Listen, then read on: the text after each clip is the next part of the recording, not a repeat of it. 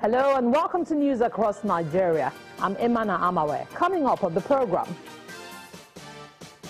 Federal government recovers $85 million Malabu oil deal from the United Kingdom. El-Zakzaky supporters continue to demand for his release.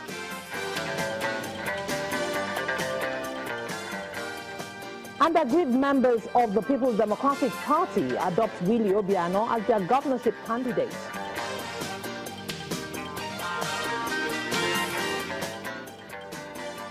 We start the program with what appears to be good news in the fight against corruption as the federal government announces it has recovered $85 million from the United Kingdom, which is part of the stolen money from the Malabu oil deal. The Attorney General and Minister of Justice, Abubakar Malami, disclosed this at the ongoing consultative meeting on assets recovered in Abuja, but he's worried about the non-compliance attitude of some countries that are still holding on to stolen assets, despite several treaties signed with the federal government to facilitate the return of the stolen assets.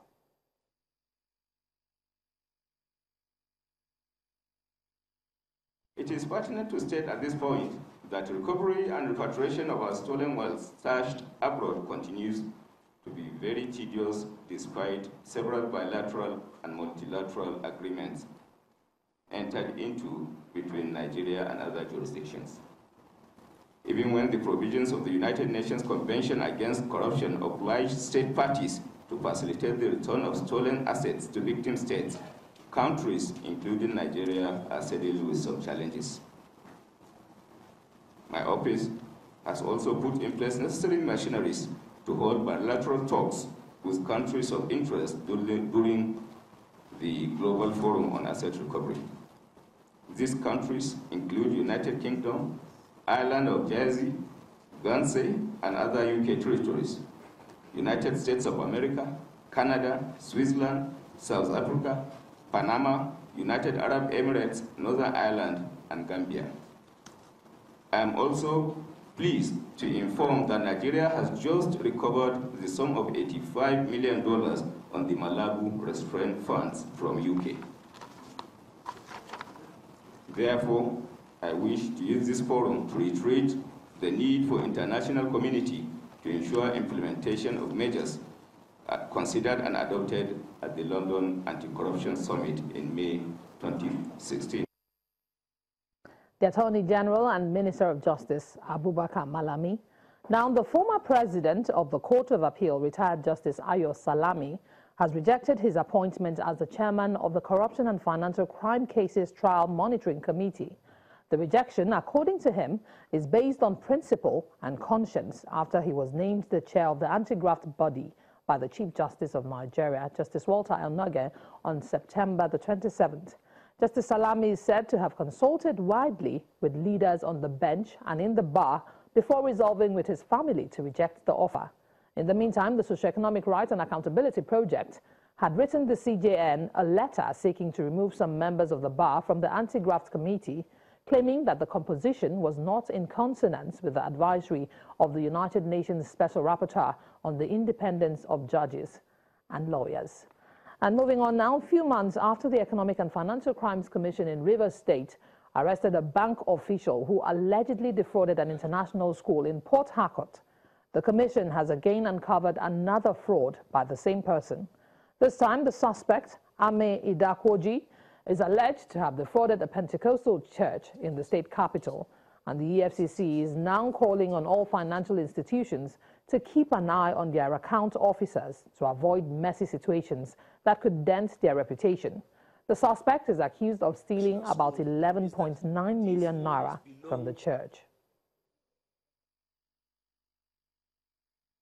It is disheartening that ordinary parishioners will go to church looking for salvation, paying their own tithe and offerings, while somebody entrusted with that solemn responsibility will now take the money, build a house for himself, or take it for another purposes. Today's ceremony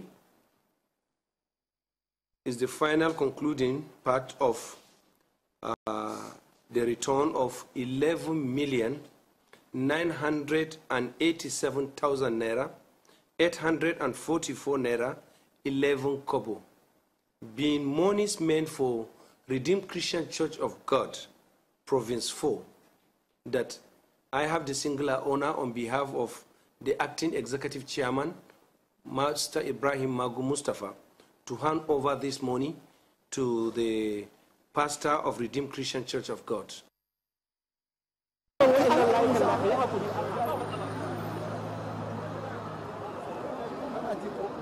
Members of the Islamic Movement of Nigeria have renewed the call for the immediate release of their leader, Sheikh Ibrahim El-Zakzaky, who's been in detention for about 2 years now.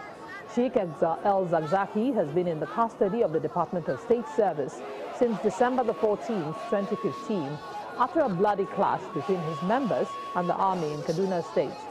And that's not all they are demanding, as the group also wants the Judicial Commission to set up to probe alleged human rights violations by the Nigerian army to hold a public inquiry.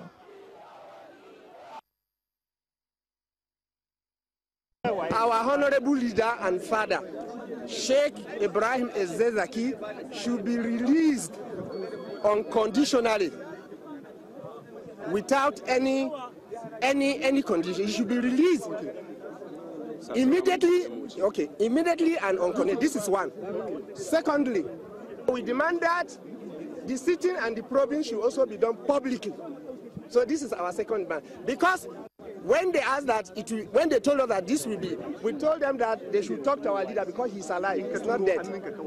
So we should not speak on his behalf. We don't need any intermediary between us and him. So after they agreed, they said that, okay, but this is going to be done for security reason.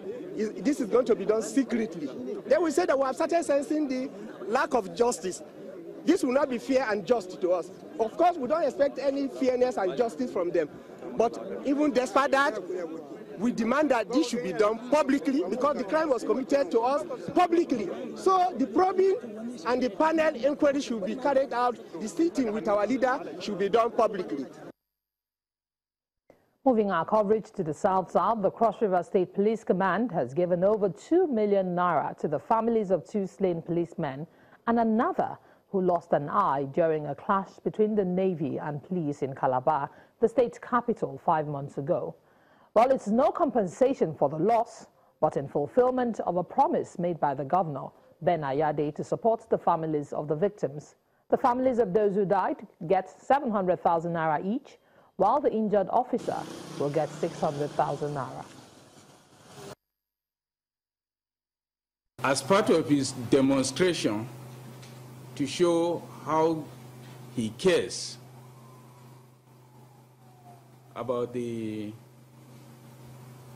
deceased and their families, His Excellency, the Cross River State Governor, gave the sum of 2 million naira, which he gave to the families of the 2 slain policemen who are to share 1,400,000, that is 700,000 naira each, while the policeman who lost his eyesight is to be assisted with the sum of 600,000 naira each.